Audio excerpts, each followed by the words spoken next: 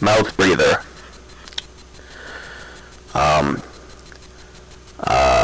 I have acquired a job which has taken away a lot of my excess free time, so recording of videos is going to go down significantly, and already has. But I am still, this is still a passion project for me, so I'm going to do it as time allows. I am still working on brewing up the video that I have had in mind ever since December. It is now March, so this one has been in the works for a long time and is starting to come together again after being stalled, but there's still a lot of work to be done on it. But as I make those preparations, I thought of a sort of disclaimer that I kind of need to get onto the books before. So this is effectively a necessary prequel to that one. This is the concept that there are such things as what you might call poisonous ideas. And as someone who believes that the truth always should be spoken no matter whether anyone wants to hear it or not, I am very I very frequently espouse the kinds of ideas that by calling them poisonous, what I mean is that if you espouse support for an idea that makes people a little too uncomfortable, it kind of sets off their panicky animal instincts, they will potentially completely dismiss anything that you ever say just because they have mentally classified you as a bad person or whatever. Just because you espouse support for this idea that they just cannot set aside their emotional reaction of oh my god, this idea is so horrible. They can't sift through it and kind of hear what you're actually saying. They just instantly jump to this knee-jerk negative reaction. So I'll give you an example. I back in 2012, I think, an earlier version of my attempt at getting these ideas of mine out, I ran a room party at a science fiction convention, which was dedicated to sort of distributing literature of some of these thoughts that I've had, and trying to get people to have conversations about philosophy and alternate approaches to modern life and so forth. And in among the 30 or 40 concepts that I put out in this fashion, one of them was that I expressed a positive slant on the concept of eugenics, and there was an almost immediate and overwhelming negative reaction to that from anybody who saw that I was using that word, and they didn't really look any deeper than that. So, quick history lesson. The concept of eugenics was invented in the 19th century. And it was originally the idea of, we're going to protect the public health by not allowing hereditary diseases to be reproduced, and just generally trying to improve people's immune systems in general. And so it was originally a very noble idea, and then several people took the idea and ran with it, and some of them ran off of a cliff. And so the original concept was very scientific, and then a bunch of zealous ideologues took it and began advancing very unscientific ideas about race and their ideologically driven concept that some races were inherently superior to others, and it went down that path more and more towards what would eventually become the literal Nazi Party, as well as white supremacist ideals in America and various other unsavory things.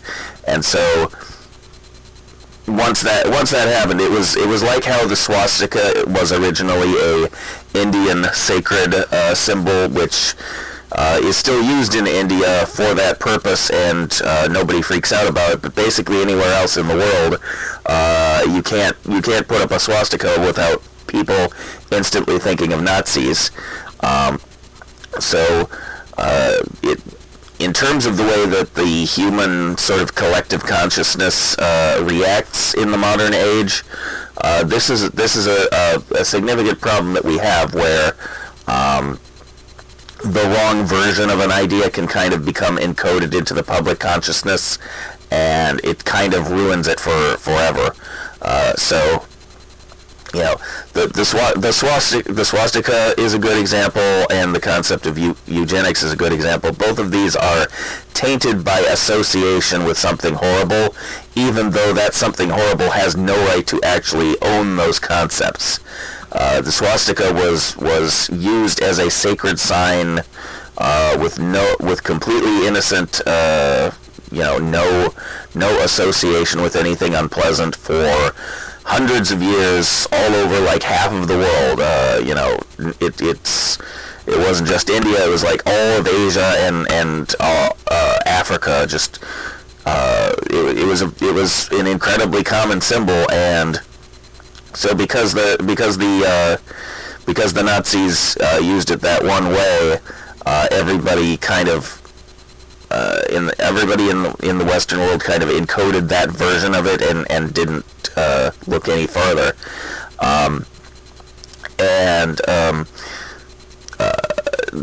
What's really weird about that is it's basically it would be really hard to track exactly why it happened, but almost certainly one of the factors is the American kind of propaganda machine, and I call it that because the Germans had their own propaganda machine, and it was more obviously evil than the way the Americans did it, but there was a lot of overlap between the two. Hitler was kind of a big America fanboy, and Goebbels and the rest of the propaganda machine took a lot of their ideas on how you sway public consciousness from Hollywood and the way that they were doing it at the time. And since World War II ended and all of that, the German version of how that, for lack of a better term, technology of propaganda gets used, the German version got pointed out as evil and completely curb-stomped and swept under the rug. But the American version of it has kept getting refined and becoming better and better. And most people are kind of willing to forget that there are some parallels there. Various PR firms and so forth have done a good job of kind of burying that connection. So it is possible to take a poisonous idea and sort of process the unsavory aspect out of it. There are various techniques or whatever that smart people who know how to do this kind of thing have worked out. And so, not having the benefit of those mechanisms, I trip out over this particular landmine quite a lot, because this topic that I've been working on has about 8 or so different aspects to it, and at least one of those aspects, and kind of the one that I want to talk about first, because I feel it has the most immediate kind of emotional impact. If I am not very careful about how I talk about it, it will come across as one of those sort of poisonous ideas. Just like the eugenics thing. It's not. If I just say the word eugenics, everybody instantly thinks I'm proposing death camps, even if The concept that I want to advance is the original, untainted by racism version. Nobody in the public discourse these days kind of has the subtlety to look past that immediate knee-jerk reaction. So, so one of the things that's delaying my completion of the big project that I've been working on is how do I express this idea that can easily be perceived as unsavory, and find a way to sort of gentle the blow so that people can stand to actually listen to that and consider the truthfulness from it. Consider whether it's an accurate statement without instantly reacting to whether they think it's a good or a bad statement. The truth does not have those kinds of value judgments attached to it. If you if a rock falls off of a tall building and hits someone on the head, that's not good or evil. That's just gravity. That's just science and fact. So if I make a statement of something that people find morally unsavory, it's a statement of what I have observed to be true about reality, and you can say that my observation is inaccurate, and that's fine. You can, if you want to critique whether my statement is true, that's valid. But I really don't like the idea of someone just going, "You Icky," and running away, just because the idea is morally uncomfortable to them. So I'm still trying to sort out how I am going to work around that problem in order to get this idea out there, because it is connected to a lot of other ideas, and I think all of them are worthwhile, and I'm hoping that 7 good ideas can kind of buoy up this 8th one, but it's more likely it'll be the opposite. People's negative emotional reactions tend to be stronger, so if I have this one bad idea, it may drag down and taint the other 7 so that nobody ever listens to them, which, nobody's listening to me now, but I don't know. It's something that worries me. I'm trying to do this thing that I feel compelled to do, speaking what I think are truths and trying to get other people to understand these things that seem so blindingly obvious to me. And I don't know how to get around the twitchy aspect of human nature that makes it so very hard for anybody to lead us to water and make us drink.